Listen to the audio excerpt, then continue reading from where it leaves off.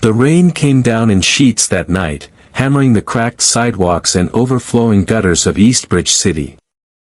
It was the kind of storm that drowned sirens and blurred streetlights, a storm that forced even the most reckless criminals indoors. Officer Daniel Cross tightened his grip on the wheel of his squad car as thunder cracked above the rooftops. He was 40 years old, broad-shouldered but weary-eyed, with 2 decades of service etched into the lines on his face. Tonight should have been routine, a call about noise complaints in an old building at the edge of town. But something in the dispatcher's voice carried a note of urgency he couldn't ignore. The car screeched to a halt outside St. Helena's Orphanage, a sagging relic of brick and neglect. The front steps were slick with rain, and the iron gate hung on one hinge, squealing each time the wind pushed it open. The place smelled of mildew and forgotten lives. Daniel pushed the door open with his shoulder and stepped inside. The sight that met him froze him in place. In the dim light of a single hanging bulb, 6 small girls sat huddled together on the cold wooden floor. They were barefoot, soaked from leaks in the ceiling, their thin dresses clinging to their fragile frames. Their faces, pale, frightened, and smeared with dirt, turned toward him all at once like startled deer. "Officer, you came," whispered Sister Margaret, the orphanage's only caretaker. Her voice trembled as she wrung her hands. "They were left here. Just tonight. No names, no papers. Nothing." Daniel stepped closer, his boots echoing on the warped floorboards.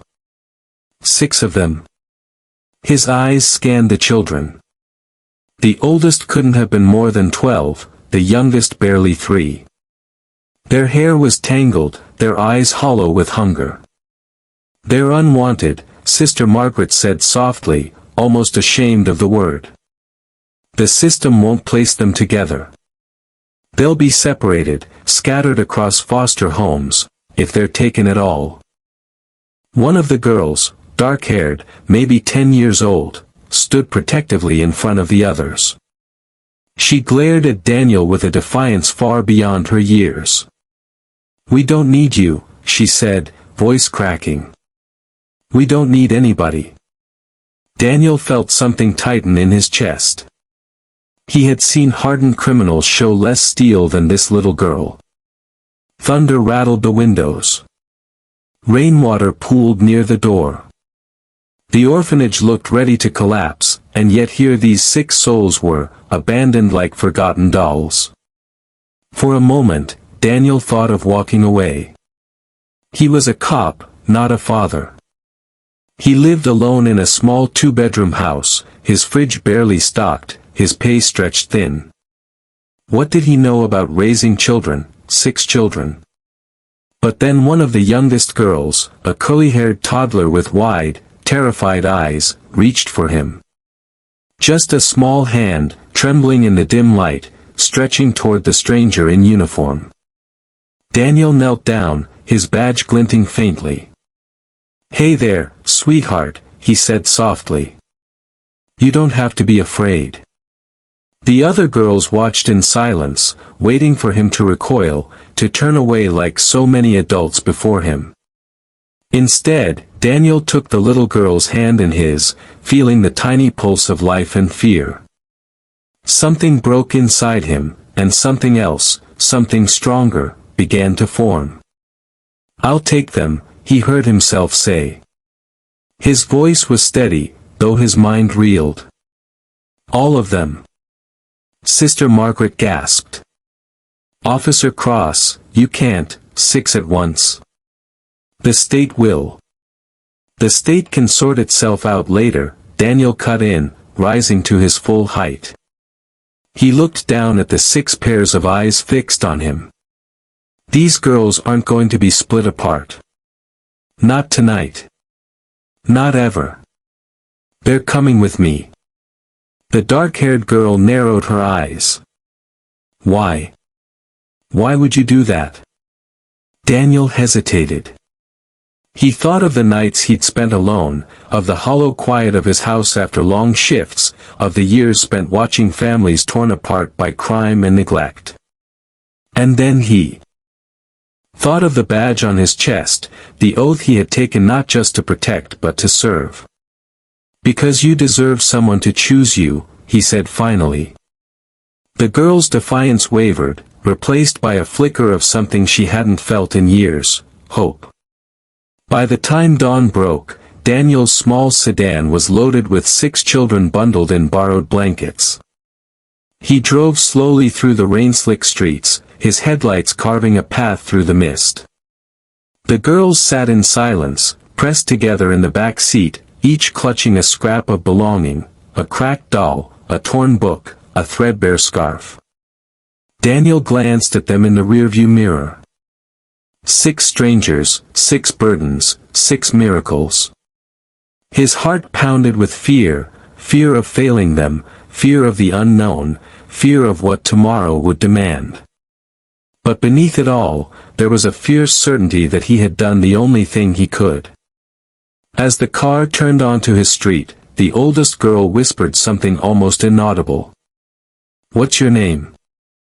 Daniel's throat tightened. "Cross," he said. "Officer Daniel Cross." The girl studied him for a long moment, then leaned back against the seat. "Then I guess, you're our father now." The word struck him harder than any bullet ever had. When he parked in front of his modest house, the sun was rising, staining the sky with bruised colors of purple and gold. The storm had passed, but its memory lingered in the dripping trees and puddled streets. Daniel unlocked the door to his home, ushering the girls inside one by one. The walls that had once been silent now rang with hesitant footsteps, nervous laughter, and the soft, uncertain voices of children daring to believe. That night, 6 empty cradles were filled, not with perfection, not with certainty, but with the fragile beginnings of family. And Officer Daniel Cross, a man who had never considered himself more than a servant of the law, found himself stepping into the most difficult, dangerous, and extraordinary role of his life. The role of a father. The first morning in Officer Daniel Cross's house was nothing short of chaos. His small, 2-bedroom home had never known such noise. The sound of tiny feet scampering across the wooden floor, the clang of mismatched pots in the kitchen, and the rising chorus of 6 hungry voices shattered the silence that had once defined his life. Daniel stood in the doorway, rubbing his temples, watching the storm unfold. His living room, once tidy, if bare, was now a battlefield of scattered shoes, blankets, and second-hand dolls. The sofa sagged under the weight of 3 of the girls, while the others fought over the only rug in the room, declaring it their castle. He had barely slept. After bringing the girls home the previous night, he had set them up with borrowed mattresses from neighbors and whatever blankets he could find in the closet. He'd stayed awake most of the night, listening to the unfamiliar sound of children breathing under his roof, his heart restless between fear and wonder. Now, as the sun filtered through thin curtains, reality pressed down. 6 mouths to feed. 6 lives to shape. And all he had was a policeman's salary and a house built for one. "Breakfast," he muttered to himself, striding into the kitchen. The fridge groaned when he opened it, revealing little more than half a loaf of bread, 2 eggs, and a bottle of milk close to expiration. His own bachelor habits had never demanded much. But now, the thought of splitting scraps among 6 hungry faces tore at him. He boiled water, toasted bread, and scrambled what little he had. By the time he placed the plates on the table, the girls had gathered like restless sparrows, their eyes darting between him and the food. "Is this it?" the eldest, the dark-haired girl from the orphanage, asked bluntly. Her arms were crossed, her tone sharp. Daniel sighed, sliding a plate toward her. "It's all I've got right now." "You want better," we'll figure out better together. She held his gaze, testing him the way a soldier tests an enemy line. But when one of the younger girls tugged at her sleeve, she reluctantly sat down, breaking the bread into pieces to share. The toddler, the one who had first reached for Daniel's hand, spilled her milk within seconds, the liquid running across the table.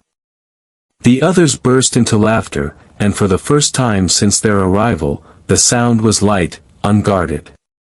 Daniel found himself chuckling too, shaking his head as he wiped up the mess with an old towel. "All right," he said, his voice rising over the giggles. "House rules. 1. You eat what's on the table. 2. You help clean. And 3. Nobody goes hungry in this house, not while I'm here." 6 pairs of eyes blinked at him. Slowly, the dark-haired girl nodded, as if acknowledging a pact. That was the beginning. The days that followed tested Daniel's endurance in ways the police force never had. At work, he chased thieves down alleys and dealt with violent drunks in bars. At home, he wrestled with homework he didn't understand, nightmares that woke the girls screaming, and fights over who got the larger blanket. His neighbors shook their heads in disbelief. 6 girls. Alone. "You've lost your mind, Cross," one of his fellow officers muttered in the precinct locker room. "You'll burn out before the year's done." But Daniel refused to be swayed. Each night, no matter how exhausted he was, he made it a point to check on every girl.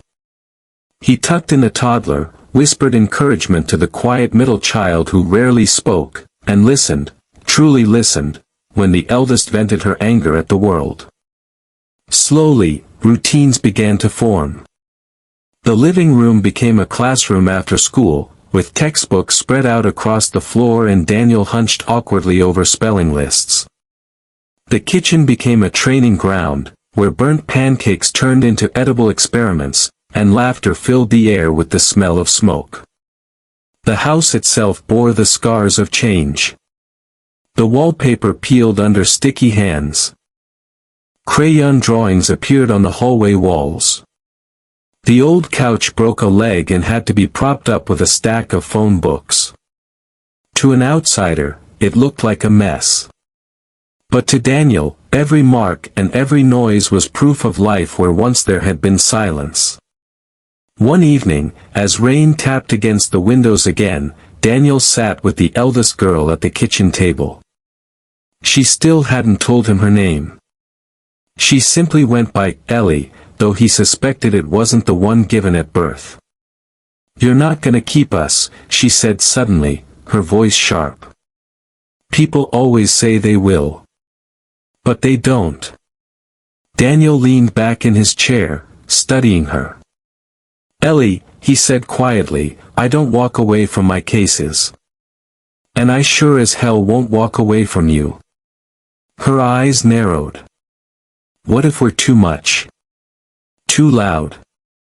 Too broken?" Daniel smiled faintly, though his heart ached. "Then I'll learn to be more. Louder. Stronger. And maybe a little broken myself." For the first time, Ellie looked away, her walls cracking just a little. She didn't answer, but the silence spoke volumes. As weeks turned into months, the house transformed. Daniel patched broken furniture with scrap wood.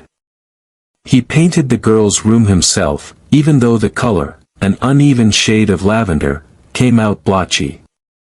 He bought extra mattresses secondhand, lined them up close together so the girls could whisper themselves to sleep. He stretched every paycheck until it screamed, often skipping meals so the children never had to. It wasn't perfect. Sometimes he failed.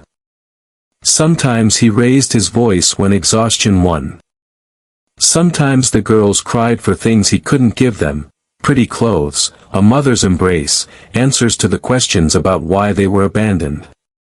But amid the failures were victories. The quiet child finally spoke her first full sentence at the dinner table. The toddler learned to say his name, Daniel, her small voice carrying more weight than metals ever could. Ellie, though still stubborn, began helping him with the younger ones, her defiance slowly bending into trust. One night, after finishing a late shift, Daniel returned home to find the girls asleep in a tangle of blankets on the living room floor.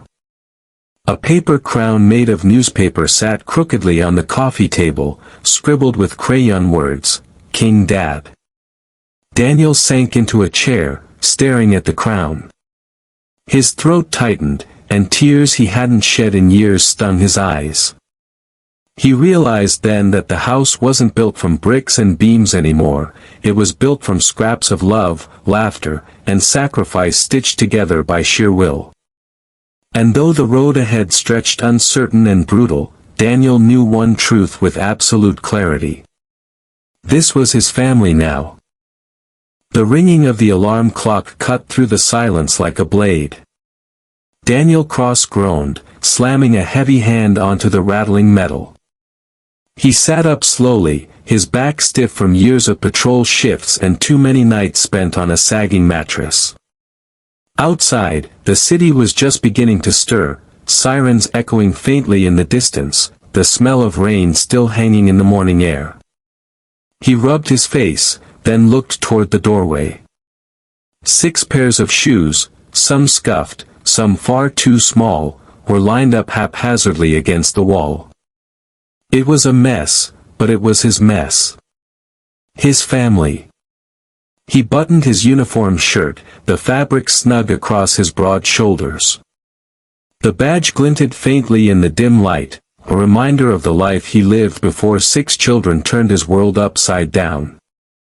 That badge had been his anchor, his identity. But now, it also felt like a weight. Because the truth was, the job that once demanded everything from him was now stealing time from the ones who needed him more. By 6 a.m., the house was chaos. The girls argued over who got the last piece of toast. The toddler clung to his leg, refusing to let him leave. Ellie, the oldest, tried to keep some order, but her sharp voice only fueled the noise. "Dad," shouted Maria, the middle child with curly hair. "She took my hairband again." "I did not." "Yes, you did." "She." "Enough." Daniel barked, louder than he intended. The kitchen fell silent. 6 faces turned to him, some startled, some hurt. He pinched the bridge of his nose, guilt already rising in his chest. "Listen," he said, softer now. "I have to go to work. Ellie, you're in charge. No fighting, no yelling, and do your homework after school. Got it?" Ellie crossed her arms. "We're not babies." "No," Daniel said, meeting her gaze. "You're not. That's why I need you to help me." She didn't reply, but he caught the flicker of pride in her eyes. The badge on his chest gleamed as he kissed the toddler's forehead, then stepped out the door into the world of crime, violence, and duty. At the precinct, Daniel's reputation had changed. His colleagues respected him as a cop, tough, reliable, never flinching under pressure. But since adopting the 6 girls, whispers followed him everywhere.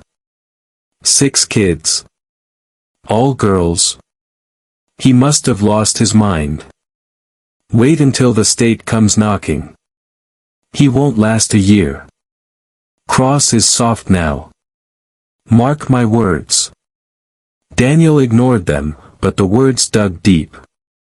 Every arrest, every night spent chasing shadows down alleys, every bulletproof vest strapped tight reminded him of the danger he carried home on his shoulders. During a morning briefing, Captain Mills shot him a look. "Cross, you've got the Peterson case. Domestic disturbance, high risk. Be sharp. And for God's sake, don't get distracted. Distraction. That was the fear now. Could he still be the cop the city needed while being the father 6 children depended on? That evening, the Peterson case nearly broke him. A drunken man with a gun, a crying woman clutching her baby, a standoff that stretched for endless minutes in a crumbling apartment. Daniel had to talk the man down while his partner covered him with a trembling finger on the trigger.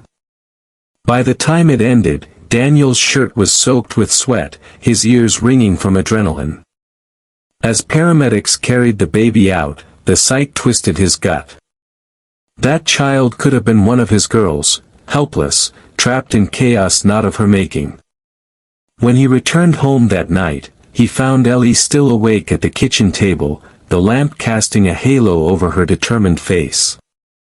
She was helping the younger girls with math homework, her own frustration masked by stern patience. "You're late," she muttered without looking up. "I know." Daniel set his cap on the counter, exhaustion weighing him down. "You smell like smoke." It was a rough day. Ellie finally looked at him. Her dark eyes searched his face, sharp with questions she didn't speak. He wanted to tell her everything, that the world outside their door was cruel, that his badge brought him face to face with darkness every day. But he swallowed it. She didn't need his burdens. She already carried too many of her own. Instead, he placed a hand on her shoulder. "You did good tonight." "Thank you." She blinked, caught off guard, then gave the faintest nod. The weeks rolled by in the same rhythm: work, chaos, exhaustion. Daniel learned to stretch himself thin, juggling patrol shifts with parent-teacher conferences, crime scenes with bedtime stories. His uniform began to smell faintly of chalk from tutoring homework on the side of his patrol car. But the badge carried more than physical weight. It carried guilt. One night, after a grueling double shift, he came home to find the youngest 2 asleep on the floor, still waiting for him. A cold plate of food sat on the table, untouched. The note in Ellie's handwriting read, "We waited, but you didn't come." Daniel's chest ached as he sank into the chair. He was sworn to protect his city, but what good was it if he couldn't protect his own family from loneliness? The breaking point came during a raid. Shots fired, suspects cornered, chaos exploding in an abandoned warehouse. Daniel's instincts carried him through, steady hands and clear commands. But when the dust settled and the cuffs clicked, he realized something chilling. During the standoff, his mind had drifted, not to tactics, not to survival, but to whether his daughters had locked the front door at home. That moment terrified him more than any gun. Distraction could kill. Later, as he drove home in silence, the city lights blurring past, the truth hit him: the badge he once wore with pride was now a double-edged sword. It gave him authority, but it threatened to rob his daughters of the father they needed. That night, he gathered the girls in the living room. They sat in a circle of blankets, the youngest nodding sleepily against his arm. Daniel cleared his throat, his voice low and rough. "I need you all to understand something," he began. "This job, it's dangerous. Sometimes it keeps me away, sometimes it makes me tired, sometimes it makes me afraid. But I want you to know, no matter what this badge means out there, in here, you come first." Ellie frowned. Even more than being a cop. Daniel met her gaze. Especially more than being a cop. Silence stretched between them. Then, slowly, Ellie reached across the circle and placed her small, scarred hand on his. One by one, the others followed, until 6 hands lay stacked on his palm. The badge still weighed heavy on his chest, but in that moment, he realized something profound: he wasn't carrying it alone anymore. The scars showed themselves slowly. Not the kind Daniel could bandage with gauze or fix with stitches, but the invisible ones carried deep inside 6 young hearts. Each girl bore her own wounds, carved long before he had found them in that crumbling orphanage. And as the seasons changed, those scars began to surface. The first came with nightmares. It was just past midnight when Daniel awoke to a piercing scream.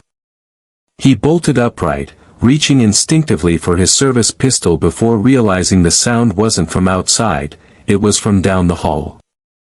He rushed into the girls' shared room, flicking on the light. There, Maria, the curly-haired 9-year-old, thrashed wildly on her mattress, her small fist striking at invisible enemies. Tears streaked her cheeks as she shouted, "Don't take her! Don't take her!" The other girls sat up, startled but silent, as though they'd seen this before. Daniel dropped to his knees beside Maria, gently pinning her flailing arms. "Maria! It's me, it's Dad. You're safe. You're home." Her eyes flew open, wild and glazed, before she finally focused on him. She collapsed against his chest, trembling like a leaf. Daniel held her tight, rocking her until her sobs faded into hiccups. Later, as she drifted back to sleep, he stayed awake, staring at the ceiling. He had faced gunfire, explosions, the worst of humanity on the streets. Yet nothing terrified him more than the fragility of this little girl in his arms, scarred by memories he couldn't erase. The second scar was silence. Lucy, the middle child with solemn eyes, rarely spoke. Weeks turned into months, and though she followed routines, did chores, and attended school, her voice remained locked inside her. Teachers called Daniel in for meetings. "She's bright," one teacher said, "but she doesn't answer questions. It's as if she's afraid of speaking." That night, Daniel sat with Lucy at the kitchen table, 2 mugs of warm cocoa between them. The room was quiet except for the hum of the refrigerator. "You know," Daniel said, his voice gentle, "I once went 3 months without talking to anyone outside work. Didn't even realize it until a buddy pointed it out. Sometimes silence feels safe, doesn't it?" Lucy stared at her mug, then gave the tiniest nod. Daniel reached across the table, not to force words, but simply to place his calloused hand over hers. "When you're ready, Lucy, I'll be here. You don't have to rush. You don't have to prove anything. Just know that your voice matters. To me. To all of us." Her eyes glistened. She didn't speak, not yet. But that night, she drew him a picture, crayon lines of a house with 6 girls and 1 man in uniform, all holding hands. It was her first voice, and Daniel pinned it to the fridge like treasure. The third scar came as rebellion. Ellie, the eldest, carried her anger like armor. One afternoon, when Daniel came home early, he found her in the backyard, throwing rocks at the fence with furious precision. "What's going on?" he asked, keeping his voice steady. She spun on him, eyes blazing. "You don't get it. You can't fix us. You're just pretending this is normal." Daniel folded his arms. "Normal's overrated. I'm not trying to fix you, Ellie. I'm just trying to love you." Her laugh was bitter. "Love doesn't last. People leave. That's what they do." Daniel's heart clenched, but he didn't step closer. Instead, he let his voice carry the weight of truth. "Then I'll just have to be the one who proves you wrong." Her shoulders shook, torn between fury and longing. She didn't answer, but she stopped throwing rocks. That was enough. The lessons came just as slowly. One Saturday, Daniel gathered the girls in the backyard with a hammer, nails, and a stack of discarded wood planks he'd begged from a construction site. "What are we doing?" asked Sarah, the smallest, her pigtails bouncing as she hopped in place. "We're building," Daniel said. "A table big enough for all of us." The girls exchanged doubtful glances. But as the hours passed, they worked side by side, measuring, sawing, sanding. Splinters and mistakes turned into laughter. By evening, a lopsided but sturdy table stood proudly in the yard, its surface scratched with the initials of each girl. That night, they ate their first meal around it, shoulders touching, bowls of soup steaming under the porch light. Daniel raised his glass of water. To family. Built from scraps, but stronger than steel. The girls clinked their cups against his, their smiles small but genuine. The greatest lesson came not from Daniel, but from the girls themselves. One autumn evening, Daniel returned from a grueling shift to find the house unusually quiet. Alarmed, he rushed inside, only to stop in his tracks. The living room glowed with candlelight. The girls had set the table, served bread and soup, and left a note propped up against his chair. "Dad, you work too hard. Tonight, let us take care of you." He sat down, overwhelmed, as 6 pairs of eyes watched eagerly. Ellie served him first, her hands trembling but determined. Lucy, silent as always, placed a folded napkin in his lap. Maria poured his drink, spilling only a little. Tears stung Daniel's eyes as he lifted his spoon. It was the most uneven, salty soup he'd ever tasted. And it was perfect. But healing was never linear. Some nights ended with laughter, others with slammed doors. Scars don't vanish, they linger, reminders of battles fought. Yet within those scars lay resilience, the proof of survival. One night, after tucking the youngest into bed, Daniel stood in the hallway, listening. The girls whispered to each other in the dark. He heard snippets, talk of fears, dreams, memories they dared not share in daylight. He leaned against the wall, unseen, and realized something profound. They were beginning to heal, not because he erased their scars, but because he gave them space to carry them without shame. Later that week, Ellie approached him in the kitchen. She hesitated, biting her lip, before blurting, "You really mean it, don't you? About not leaving?" Daniel set down his coffee cup and met her gaze. "Ellie, listen to me. I've chased down armed men, faced bullets, walked into fires. Nothing will ever scare me enough to walk away from you and your sisters." Her eyes filled, though she tried to hide it. She turned quickly, muttering, "Whatever." But he caught the faint smile tugging at the corner of her mouth. The scars remained, yes. But so did the lessons, that family is not about blood, but about showing up. That healing is not about forgetting, but about facing the past together. And as Daniel watched his 6 daughters asleep one night, Ellie curled protectively around Lucy, Maria dreaming with her fist clenched, Sarah clutching her toy rabbit, he whispered a silent vow. "I can't erase where you've been. But I'll fight for where you're going. Always." The years slipped by with the rhythm of seasons, each one carving the girls into something new. What once felt like survival slowly transformed into growth.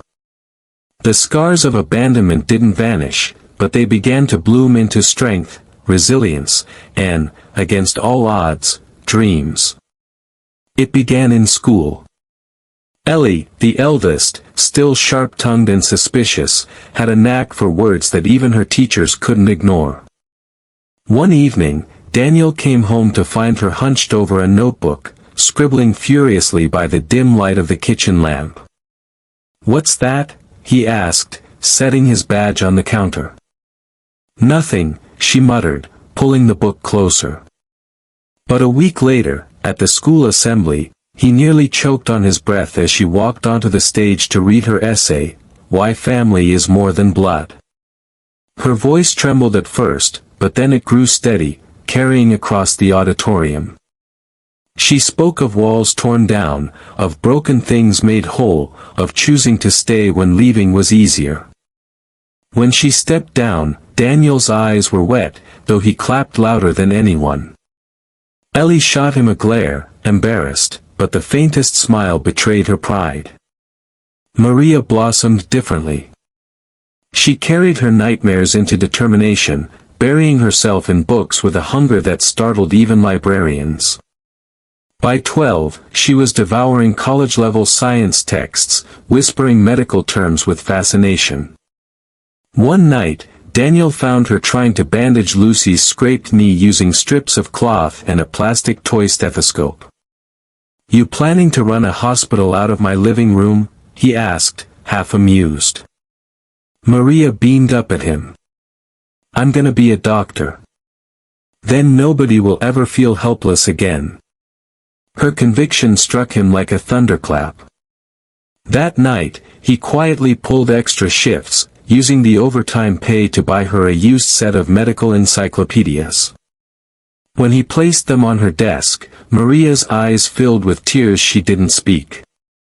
She simply hugged him, tight and long, before disappearing back into the pages of her new world. Lucy, the silent one, slowly began to find her voice. It started with whispers at bedtime, then full sentences around the dinner table. By 13, she had joined the debate club, something no one expected. Her first competition nearly unraveled her. She froze in front of the judges, her words caught in her throat. Daniel, sitting in the back row, clenched his fists, willing her to keep going. Then Ellie, seated next to him, whispered loudly enough for Lucy to hear, "You got this, Luce. Say it like you mean it." Something flickered in Lucy's eyes. She straightened her back, opened her mouth, and spoke with a quiet, cutting clarity that silenced the room. She didn't just win the debate, she stunned the judges. That night, Daniel kissed her forehead and said, "See? I told you your voice mattered." Lucy's answering smile was shy, but her eyes sparkled with newfound fire. Sarah, the youngest, grew into the role of the dreamer. With pigtails bouncing and crayons always in hand, she filled the house with drawings taped to every wall. Her stick figures turned into landscapes, her doodles into portraits that captured uncanny likenesses. One evening, Daniel walked into the living room to find a sketch of him taped to the fridge, broad shoulders, weary eyes, badge glinting. Beneath it, in uneven letters, she had written, "My hero." Daniel stared at it for a long time, his throat thick. He bent down, kissed the top of her head, and whispered, "Guess I better live up to that." Of course, the blossoming years weren't free of storms. Teenage tempers clashed under Daniel's roof. Ellie's defiance grew sharper. Maria's obsession with books often led to fights over ignored chores. Lucy battled self-doubt even as she won debates. Sarah's drawings sometimes hid the loneliness of being the youngest in a crowded house. But for every slammed door, there was also laughter that shook the walls. For every tear, there was a hand reaching to wipe it away. And Daniel, though constantly exhausted, felt pride swell in him with each new step they took. One Sunday afternoon, Daniel decided it was time to test their strength outside the safety of home. He loaded them into his car and drove out of the city to a hiking trail he had discovered years earlier. The girls groaned, complained, dragged their feet. But as the trail wound upward, something changed. Ellie marched ahead, guiding the younger ones. Maria collected plants and identified them with clinical precision. Lucy narrated stories about the forest, her voice stronger than ever. Sarah sketched the landscape on scraps of paper. When they reached the summit, the sun dipped low, painting the horizon in gold. The 6 girls stood together, breathless, staring at the vast world stretched before them. Daniel stood behind them, his chest heavy with pride. "See that?" he said softly. "That's what's waiting for you. A world bigger than your past. Bigger than your scars." Ellie turned to him, sweat streaking her forehead, and whispered, "Then we'll make it ours."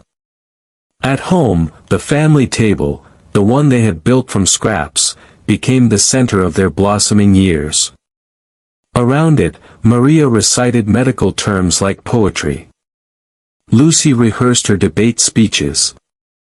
Sarah proudly displayed her drawings.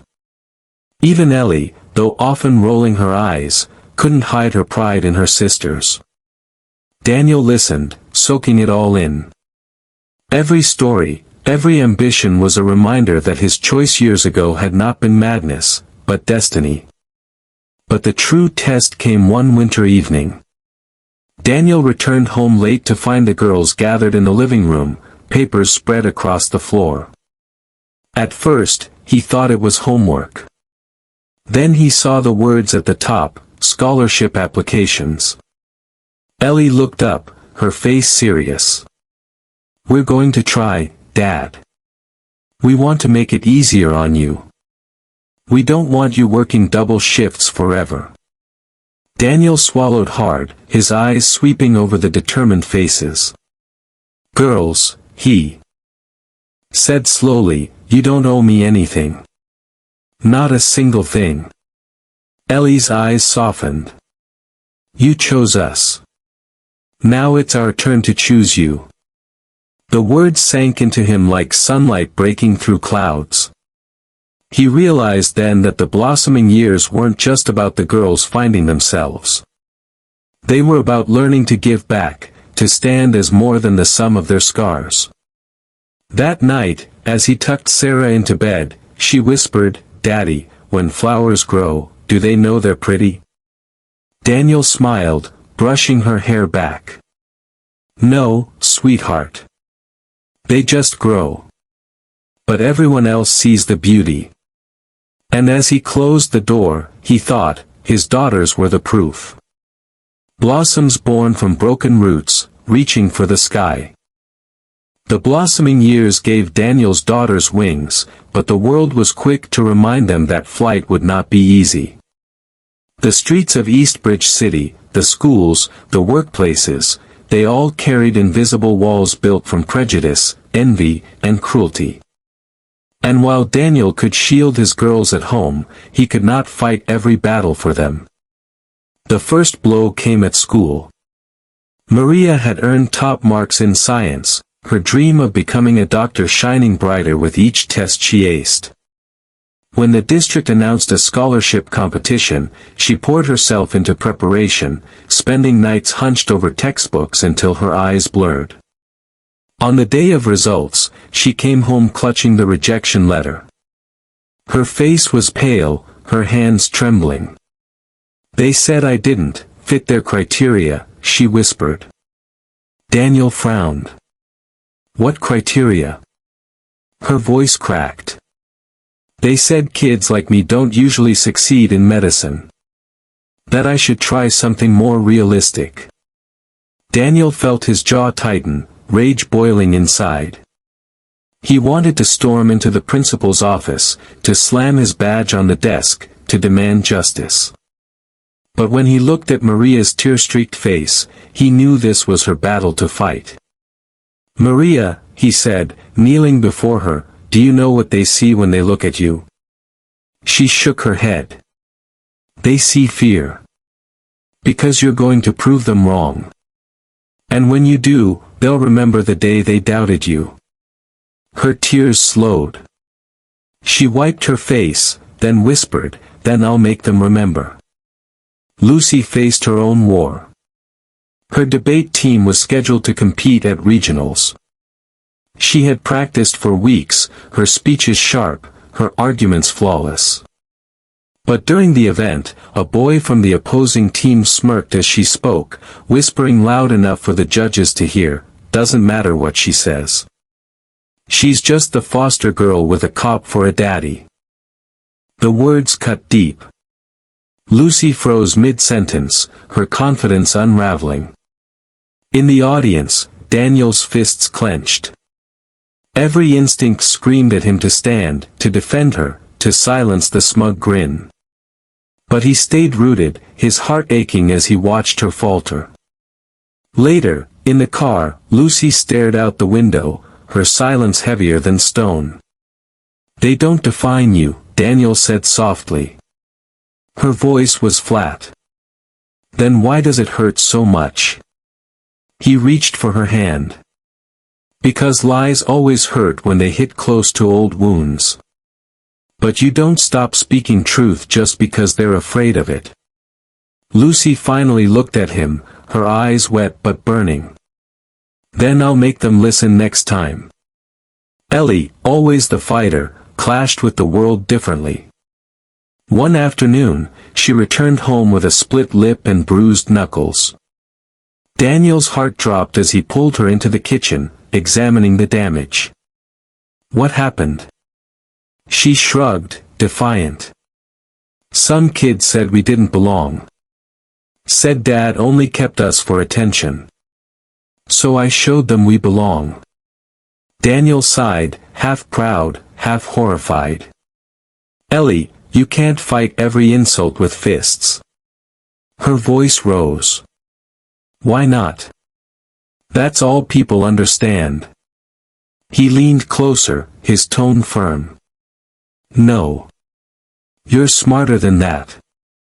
If you fight with fists, you'll always be seen as angry. Fight with your mind, your words, your strength.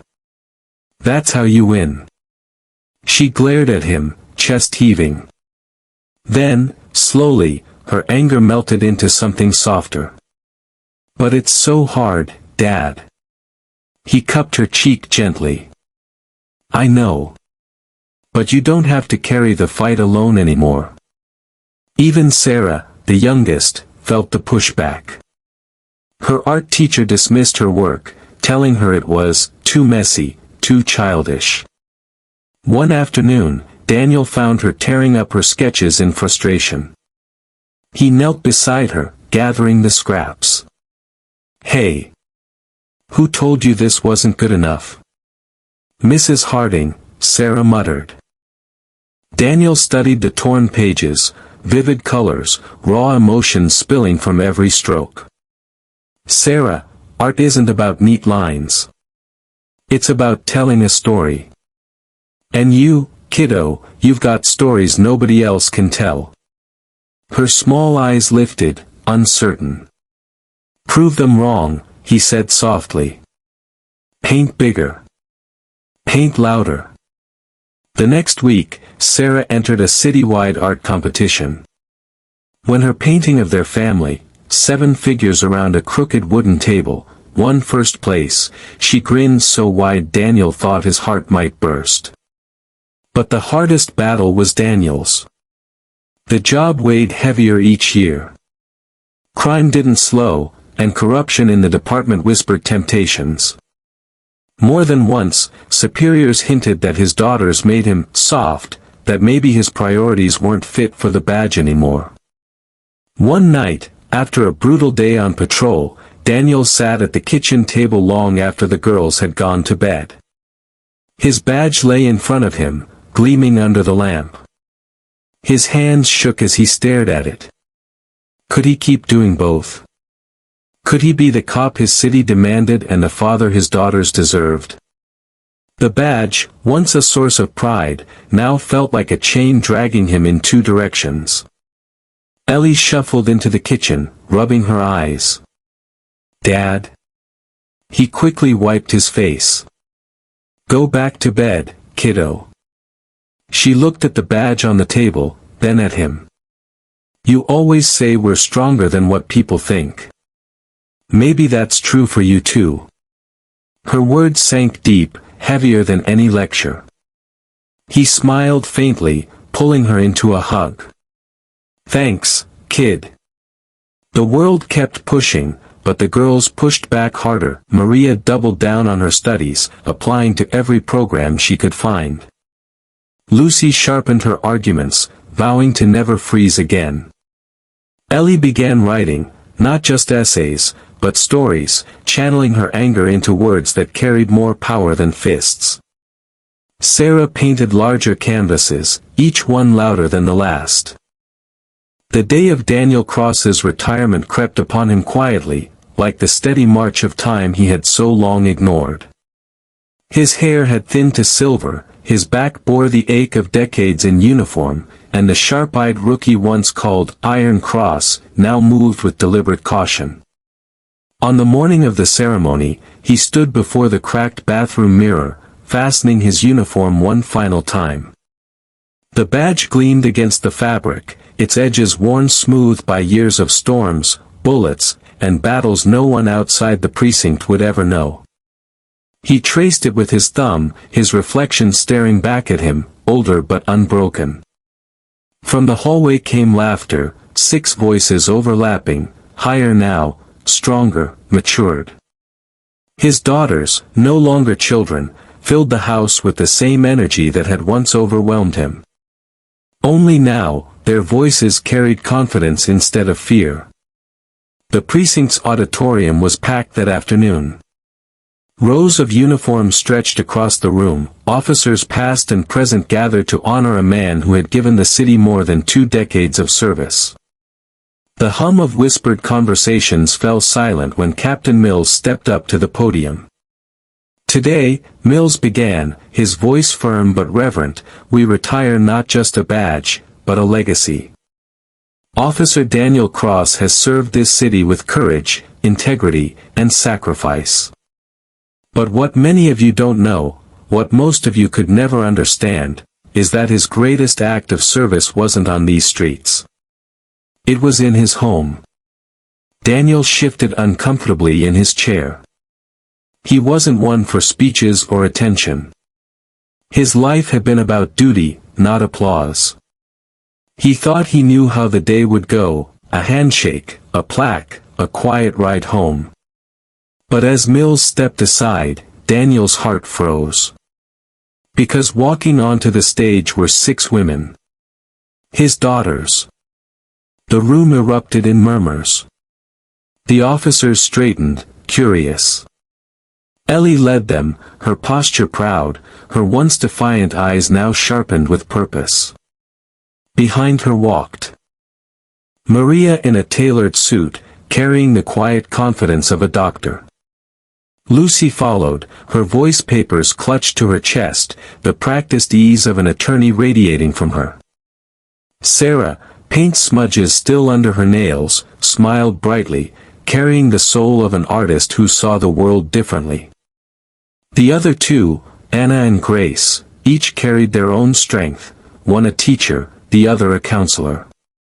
6 women, once abandoned children, now pillars of the community.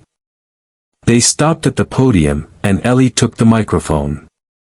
"Most of you know my father as Officer Cross," she began, her voice steady. "But to us, he was more than that.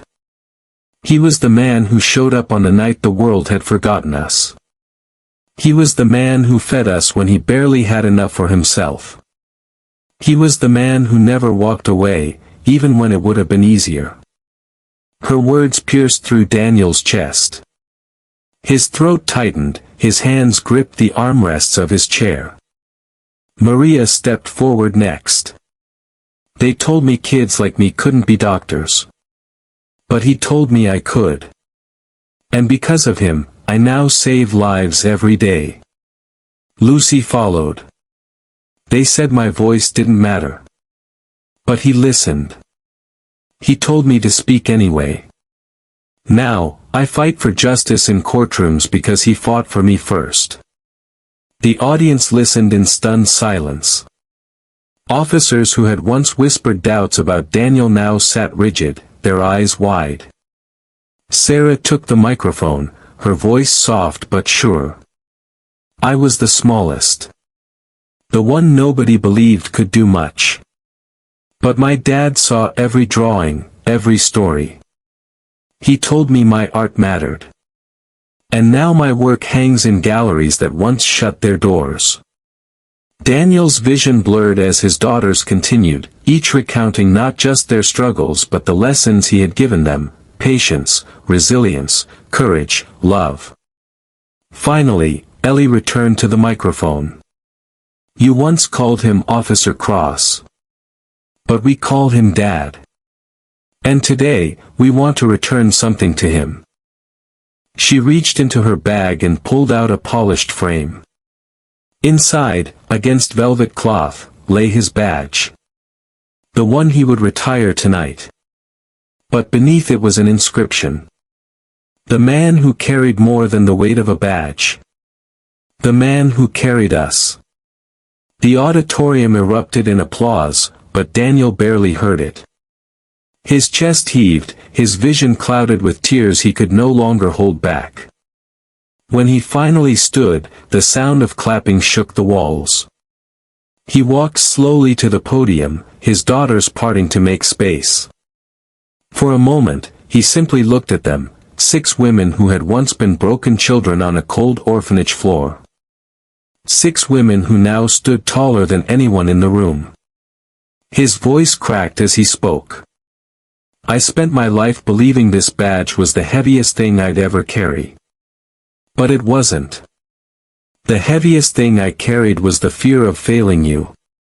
He turned, meeting each daughter's eyes. But looking at you now, I realize it wasn't a burden. It was the greatest honor of my life. The room fell silent. Not a cough, not a shuffle. Just silence heavy with respect. Daniel reached into the frame, lifted the badge one final time, and pressed it to his chest. I may be retiring today, but I'll never retire from being your father. That's the only title I'll ever need. As the ceremony ended, officers lined up to shake his hand. But Daniel's eyes never left his daughters. They stood together, a living testament to love's defiance against the odds. Outside, under the fading sun, the 7 of them lingered on the steps of the precinct. The city roared in the distance, but for once, Daniel felt peace. Ellie slipped her arm through his. You did it, Dad. No, he whispered, pulling her close. We did it. The badge no longer weighed him down. Instead, it felt lighter, transformed, not just a symbol of service to a city, but of a promise kept to 6 daughters who had repaid him in the only way they could, by becoming everything he dreamed they would be. That night, back at home, the framed badge hung proudly above the crooked wooden table they had built from scraps years before. And for the first time in decades, Daniel Cross closed his eyes knowing the world could push no harder than it already had, because his daughters were ready to carry it now. The house was quieter now. Not silent, as it had once been when Daniel lived alone, but quieter in the way homes become when children grow into their own lives. The mornings no longer erupted with shouting over hairbands or spilled milk. Instead, the walls carried echoes, memories stitched into every creak of the floorboards and every dent in the furniture. Daniel often sat by the window in the evenings, a cup of tea in hand, watching the world go by. Retirement had slowed him, but it had also given him space to reflect. His daughters visited often, filling the home with their laughter, but he knew their lives were unfolding outward now, stretching far beyond the small house that had once held them all together. Still, something lingered in his heart, a quiet worry. Had he done enough? Had he given them more than just survival? The answer came one autumn afternoon. He was sitting on the porch, the sun warm against his face, when 6 cars pulled into the driveway one after another. His daughters stepped out, each carrying boxes, folders, and bags, their faces alight with excitement. What's all this? Daniel asked, rising slowly, a smile tugging at his lips. You'll see, Ellie said, her eyes gleaming with the same defiance that once fought against him, but now it was defiance against the world, not her father. Inside, the living room filled with papers, architectural drawings, and brochures. Maria spread out blueprints across the old wooden table. Sarah unrolled a canvas with a painted logo. Lucy stacked documents, her legal mind sharp and prepared. Daniel blinked, overwhelmed. Girls, what is this? Ellie grinned. It's our gift to you, Dad. To us. To every kid who's ever felt unwanted. They explained. For months, they had been working together, pooling their resources, their talents, their determination. They had purchased a piece of land in the heart of the city. On it, they planned to build the Cross Foundation for Children, a home and school for abandoned kids, a place where siblings would never be separated, where no child would be made to feel like a burden. Maria's voice trembled with conviction as she described the medical wing she would oversee. Every child deserves health care, no matter where they came from. Lucy outlined the legal support they would offer. Kids fall through the cracks of the system. We'll make sure they don't. Sarah revealed her design for the walls, murals painted by children themselves, stories told in color. Art heals, she said softly. Each daughter spoke, each adding a piece to the vision. Together, they had built something larger than any of them alone. Finally, Ellie looked at him. You gave us a family when no one else would. Now it's our turn. We're going to give that to others. In your name. Daniel sank into his chair, his hands trembling. Tears welled in his eyes, unashamed. For years, he had carried the fear of failing them. But now, looking at these 6 women, he realized they were no longer just his daughters. They were leaders. Builders. Givers. He whispered, almost to himself, I only wanted to keep you together. Maria placed a hand on his. You did more than that. You made us believe we were worth fighting for. Lucy added, now it's our turn to fight for others. Sarah leaned forward, her eyes bright. Dad, this is your legacy. Not the badge, not the years on the force. This. The opening day of the foundation came 6 months later. The city gathered under a clear spring sky, reporters lining the streets, children clutching balloons. The building stood tall and bright, painted in warm colors, its entrance adorned with a plaque that read, The Daniel Cross Center for Children, because every child deserves to be chosen. Daniel walked through the doors with his daughters by his side. Inside, rooms buzzed with energy, classrooms with new books, dormitories with rows of beds, a clinic stocked with supplies, art spaces splashed with color. Children's laughter echoed. Kids, a place where siblings would never be separated, where no child would be made to feel like a burden. Maria's voice trembled with conviction as she described the medical wing she would oversee. Every child deserves health care, no matter where they came from. Lucy outlined the legal support they would offer. Kids fall through the cracks of the system. We'll make sure they don't. Sarah revealed her design for the walls, murals painted by children themselves, stories told in color. Art heals, she said softly. Each daughter spoke, each adding a piece to the vision. Together, they had built something larger than any of them alone. Finally, Ellie looked at him. You gave us a family when no one else would. Now it's our turn. We're going to give that to others. In your name. Daniel sank into his chair, his hands trembling. Tears welled in his eyes, unashamed. For years, he had carried the fear of failing them. But now, looking at these 6 women, he realized they were no longer just his daughters. They were leaders.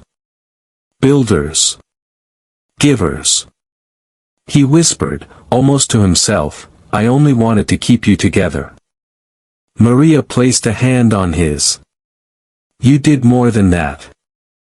You made us believe we were worth fighting for." Lucy added, "Now it's our turn to fight for others."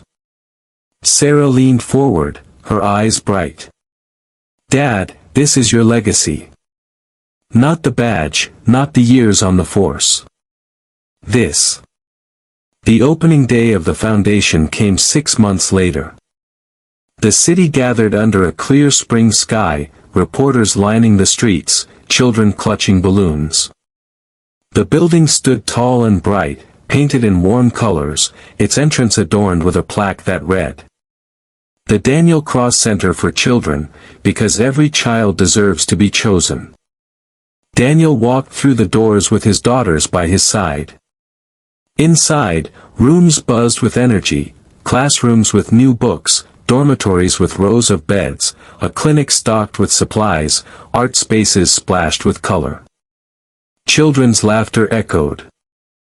Through the halls, raw and unrestrained, the same sound that had once saved Daniel from loneliness. As he walked, children ran up to him, tugging at his sleeve, calling him, "Sir," "Mr.," even, "Grandpa." He knelt down, meeting their eyes one by one, feeling the weight of what his daughters had built. At the ribbon cutting, Ellie handed him the scissors. "This is yours, Dad. You started it." His hands shook as he cut the ribbon, the crowd erupting in cheers. Cameras flashed, but Daniel barely noticed. His eyes were on the children pouring through the doors, their faces alight with the same hope he had once seen in 6 little girls huddled on a cold orphanage floor. That evening, after the crowds had left, the family gathered in the quiet courtyard of the new center. Lights glowed softly against the walls painted with Sarah's murals, stories of resilience, of children finding light in the dark. Daniel looked at his daughters, silhouetted in the glow, and his heart swelled with pride so fierce it ached. "You repaid me," he said softly. Ellie shook her head. "No, Dad. We just passed on what you gave us." Maria added, "This isn't repayment.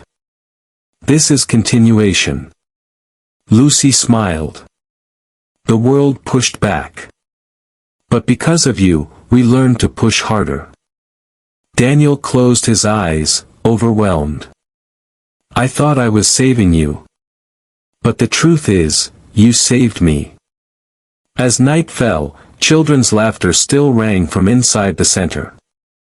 Daniel sat on a bench, his daughters surrounding him, and for the first time in years, he felt no fear of what tomorrow might bring. The badge had been retired, the uniform hung away. But the greatest chapter of his life was just beginning, not written in police reports or commendations, but in the stories of children who would grow under the roof his daughters had built. He looked at the plaque again, tracing the words with his hand. Every child deserves to be chosen. It was no longer just a dream. It was reality. And as Daniel leaned back, his daughters beside him, he realized the truth. The night of empty cradles had led to this night of overflowing hearts. The unwanted had become the unstoppable. His legacy was alive.